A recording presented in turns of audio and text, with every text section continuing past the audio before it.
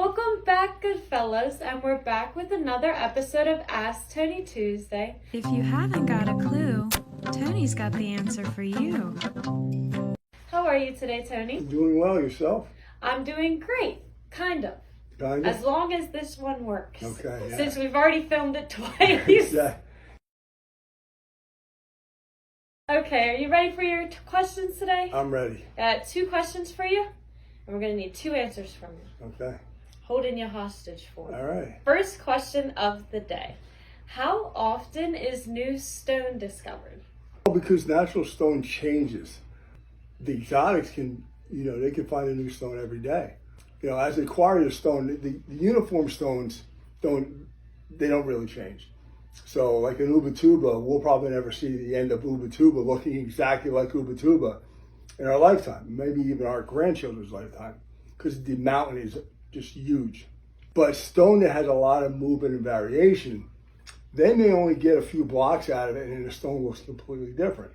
If the stone looks completely different and it doesn't look like any other stone that's been produced out of that quarry, then they would give it another name.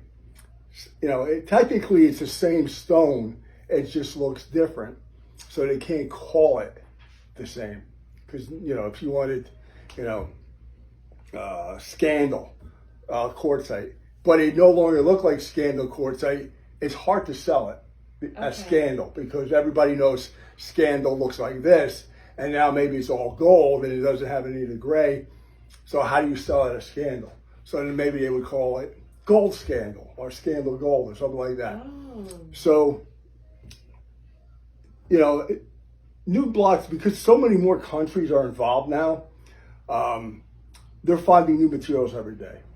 So right now there's about 3,500 working stones available that are being quarried. Blocks are being quarried, sent to the sawing facilities. From the sawing facilities, they go in containers and they come to the wholesalers all over the world.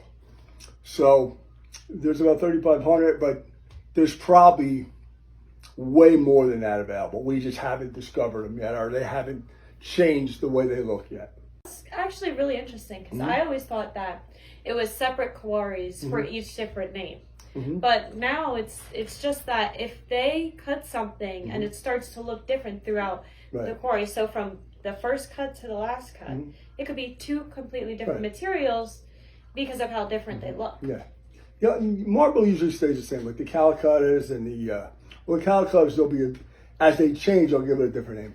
White Carrara, the marble, it's always white Carrara. It comes from the Carrara part of Italy, and it's always white Carrara. But every block is going to be different. From you cut a block of stone and it yields 40 to 50 slabs. The next block, 40 to 50 slabs, they could look completely different, but they're both white Carrara. Interesting. Never heard that before. Are you ready for the second question? I'm ready. What is one project that you would absolutely say no to? The only projects that we're always up for a challenge. Yes. I mean, we'll do floor to ceiling fireplace surrounds and, 1 piece or 2 pieces, We're always up to, we like to do the stuff that the other guys don't want to do or can't do.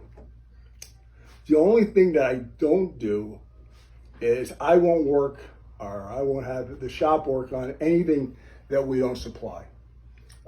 We're very selective in the material we purchase. So, and there is commercial grade material. So you can buy commercial grade material that may have a lot of cracks, fissures, or big giant markings and like that you have to cut around. To me, it's not worth it. I mean, our reputation is quality first always. So I don't buy any commercial grade materials. It's cheaper. So a lot of times you'll see guys with much cheaper prices, they're selling you a commercial grade material. And commercial grade, like you said, it'll have different markings in it. And it's usually not resin baked. Stone is normally, they quarry the stone and they bring it down and they cut the slabs. They pour a resin on it, and a resin then fills in any voids in the slab and actually makes it stronger. And then they bake it. So it's baked right in. So it fills in any voids and it's much more durable, even though granite is dense and durable. But not all granite is tight grained. So some of the stuff with a lot of movement and variation, there is a lot of fissures and stuff like that that get filled in by that resin. So that's important. It makes the material much more sound. But when you buy commercial quality, those are the steps, just like in fabrication, those are the steps that get, just not done. And because it's more money. So a lot of guys don't want to do the extra steps for more money. So for us, there's a lot of guys that bring in blanks. Blanks are usually 30 inches by 9 feet. They have a finished edge. You could buy them at a lot of surplus stores or something. And people try to come here and have us do that. Well, the problem is, if you buy a blank that has veining going this way, and you have an L shape, you can't have the veining going this way and veining going this way.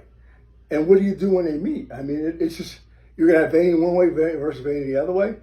And because they're only one length and one thickness, how do you do it like we do giant islands?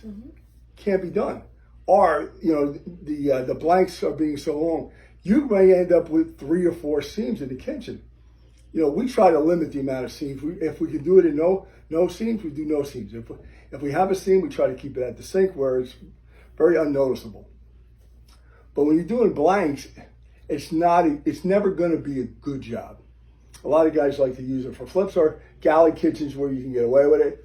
For me, I don't want to work on that kind of stuff because I know the quality. The quality of the work we do in the installations. It goes every step of the process. We're looking for quality. So I don't want somebody to walk into a house that we did using blanks and seeing 3 or 4, seams in there, and then they ask, "Oh, who did this granite job?" "Oh, Goodfellas did it." And they're like, "What? They put 3 seams in here?"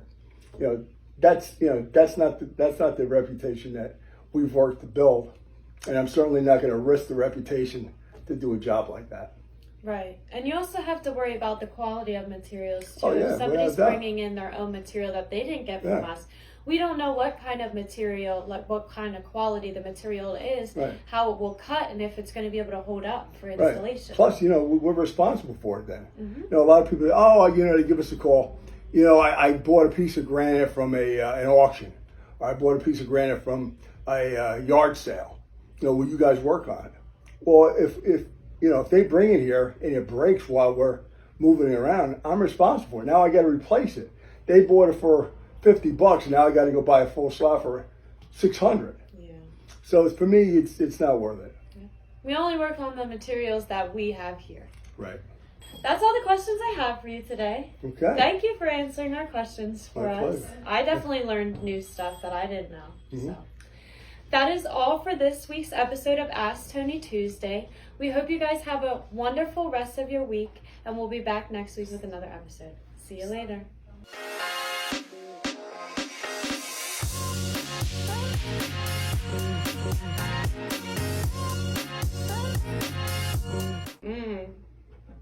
Enough. We doing the whole thing over? Siren. Huh? Ready? And the 3, and the 2, She's talking in there. and the 1. Action! I am stress sweating Oh, yeah. so much. So wet.